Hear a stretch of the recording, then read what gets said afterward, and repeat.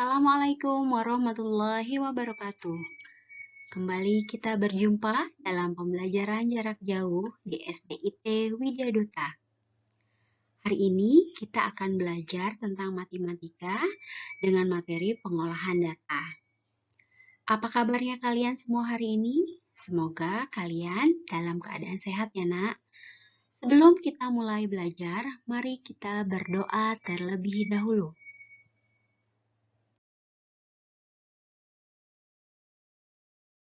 Kita mulai materi yang pertama, yaitu mengumpulkan data.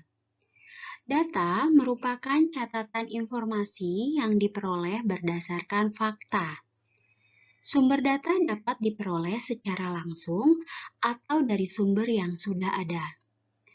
Data yang diperoleh secara langsung dapat berupa wawancara dengan narasumber atau membuat dan menyebarkan kuesioner.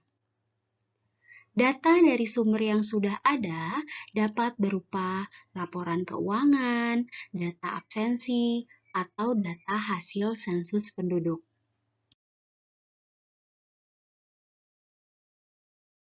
Yang kedua adalah menyajikan data dalam bentuk tabel. Data yang sudah diperoleh dari wawancara atau pengisian kuesioner atau pencatatan langsung, kemudian disusun dan disajikan dalam bentuk tabel atau diagram. Tabel merupakan daftar yang berisi suatu data atau informasi yang disusun dalam bentuk baris dan kolom. Di sini ada contoh. Kita lihat ya. Data tinggi badan 20 siswa kelas 4 dalam sentimeter adalah sebagai berikut. Kita perhatikan ada data tinggi badan siswa kelas 4.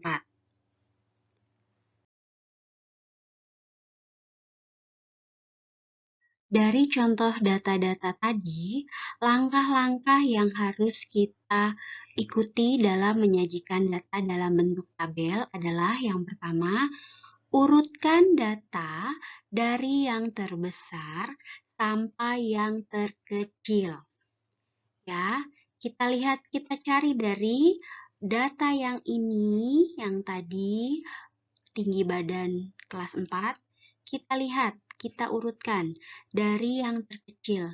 Kita lihat yang terkecil di sini adalah 145 cm. Nah, tinggi badan 145 cm kita hitung. Ada berapa? 1, 2, 3, 4. Berarti ada 4 orang.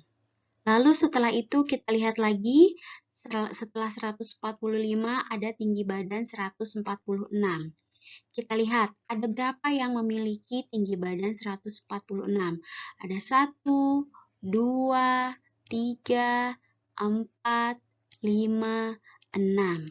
Berarti ada 6 orang. Kemudian lanjut ke 147. Tinggi badan 147 cm. Kita lihat di sini datanya ada 1, 2. Jadi hanya 2 orang. Kita lanjut ke tinggi badan lainnya yaitu 148 cm. Kita lihat ada berapa? Ada 1, 2, 3, 4, 5, 6, 7, 8. Ada 8 orang. Nah, setelah kita lihat dari data tersebut, tidak ada lagi setelah 148. Langkah yang kedua adalah kalian menuliskan data yang telah dikelompokkan tadi ke dalam bentuk tabel. Kita bagi tabelnya menjadi 2 kolom. Yang pertama, tinggi badan siswa. Yang kedua, banyaknya siswa. Nah, sekarang kita masukkan tadi data yang sudah kita urutkan. 145 cm, tadi ada 4 orang. Lalu 146 ada 6 orang. 147 ada 2 siswa, dan 148 ada 8 siswa. Setelah itu kita jumlah.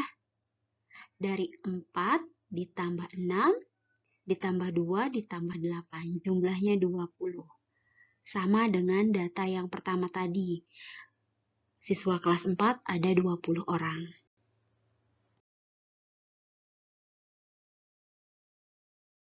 Setelah itu, kita lanjutkan membaca dan menafsirkan data dalam bentuk tabel.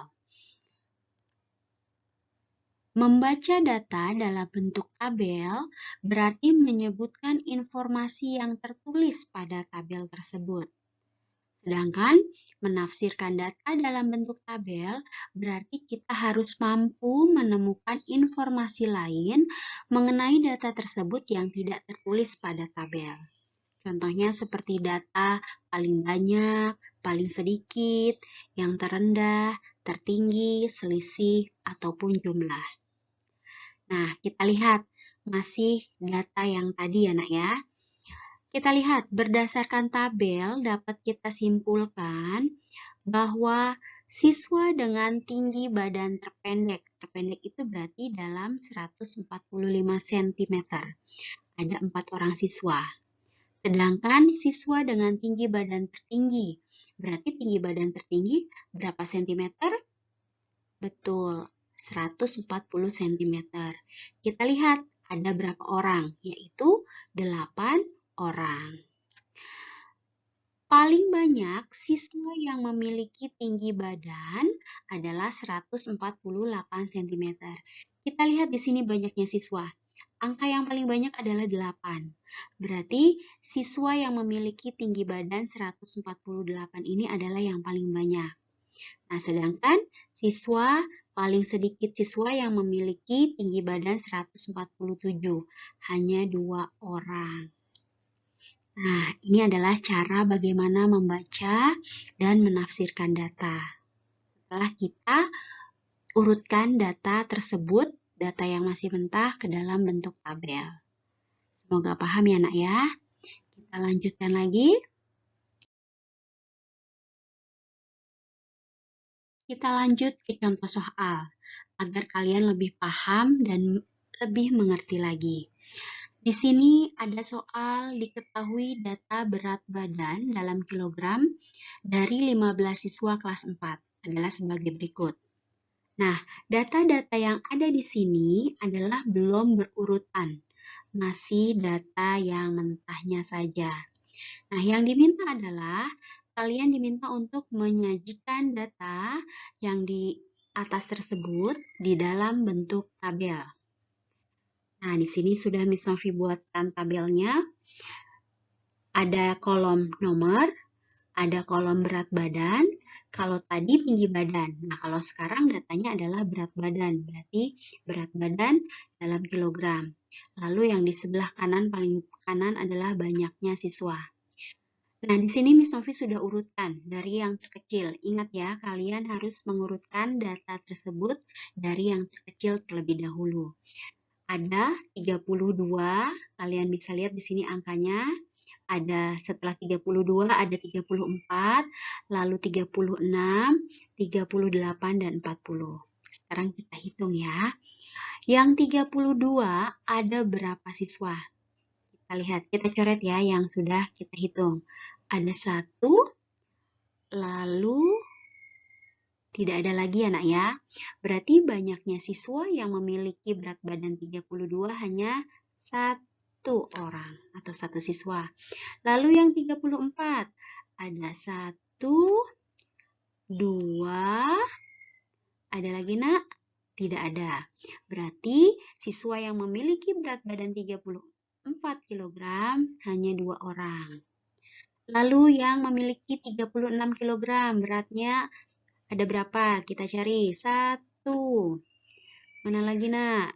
2, 3, 4. Berarti ada berapa orang nak yang memiliki berat badan 36? Pinter, ada 4 orang. Kita lanjut ke 38, yang berat 38. Kita hitung bersama-sama ya. 1, 2, 3, 4. Berarti ada berapa? Betul, ada 4 orang. Kita lanjut yang paling terakhir, yang paling berat. 40. Kita hitung. 1, 2, 3, 4. Ternyata ada 4 juga. Nah, lihat di sini kita jumlahkan. jumlah ini supaya kalian memastikan bahwa data tersebut adalah benar dan sama dengan jumlahnya. Kita jumlahkan ya. 1 ditambah 2, 3. 3 ditambah 4, 7. 7 ditambah 4, berapa? 11. Ditambah 4, berarti 15. Berarti jumlahnya 15. Cocok tidak, Nak, dengan data yang di atas? Nah, ini cocok, berarti sudah betul. Kalau kurang berarti kalian menghitungnya salah di data. Atau misalkan lebih jumlahnya, berarti kalian salah. Harus dicari lagi. Paham ya sampai sini, Nak? Kita lanjutkan contoh soal berikutnya. Nah, untuk nomor 2, ini adalah soal tentang membaca dan menafsirkan tabel. Nomor 2, pertanyaannya adalah, jawablah pertanyaan berdasarkan data jenis pekerjaan orang tua siswa kelas 4 pada tabel berikut. Nah, kalian harus bisa membaca tabel yang ada di sini, ya. Ada jenis pekerjaan orang tua, lalu banyaknya siswa. Kita lihat, yang pekerjaan orang tuanya ada pegawai negeri ada 3 orang atau 3 siswa. Yang pegawai swasta ada 4 siswa, lalu yang pedagang ada 12, petani ada 10, lalu yang wira swasta ada 6. Nah, sekarang pertanyaannya, berapa banyak siswa yang orang tuanya bekerja sebagai pegawai negeri? Ayo, ada berapa, Nak? Kita lihat tabelnya. Ada berapa? Betul, ada 3 siswa. Berarti di sini adalah 3. Nah, 3 siswa. Sekarang pertanyaan yang kedua. Berapa selisih banyak siswa yang orang tuanya bekerja sebagai petani dan pedagang? Selisih itu apa sih, Nak? Berarti selisih itu adalah antara yang petani dan pedagang kita kurangi jumlahnya. Kita lihat dulu. Petani itu ada berapa orang? Ada 10. Lalu yang pedagang ada 12 siswa. Nah, berarti kita kurangi. Selisih itu adalah kita kurangi. Kita kurangi 12 dikurang 10. Nah, harus yang lebih besar dulu. Karena kalau pengurangan tidak bisa yang kecil dikurang yang besar. 12 dikurang 10 hasilnya berapa, Nak? 2. Berarti selisih banyak siswa yang orang tuanya bekerja sebagai petani dan pedagang adalah 2. Betul. Nah, sekarang berapa jumlah seluruh siswa dari kelas 4 tersebut? Bagaimana kita mencarinya? Kita jumlahkan dari sini banyaknya siswa. Kita jumlahkan ya. 3 ditambah 4 itu ada berapa? 7. Lalu ditambah 12 sama dengan 19 ditambah 10 sama dengan 29, lalu ditambah lagi 6. Hasilnya ada 35 siswa totalnya. Jelas ya, Nak ya? Paham? Semoga kalian nanti dapat mengerjakan latihan soal yang Miss Novi berikan berikut ini.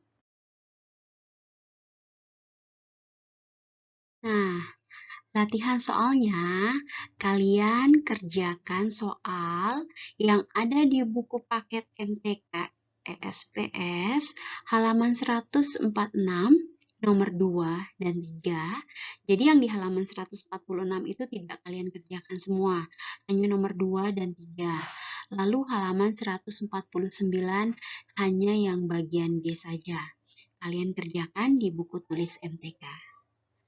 Sampai di sini materi kita hari ini. Semoga apa yang kalian dapatkan hari ini kalian bisa pahami dengan baik. Sampai berjumpa kembali ya, Nak, di pelajaran jarak jauh selanjutnya.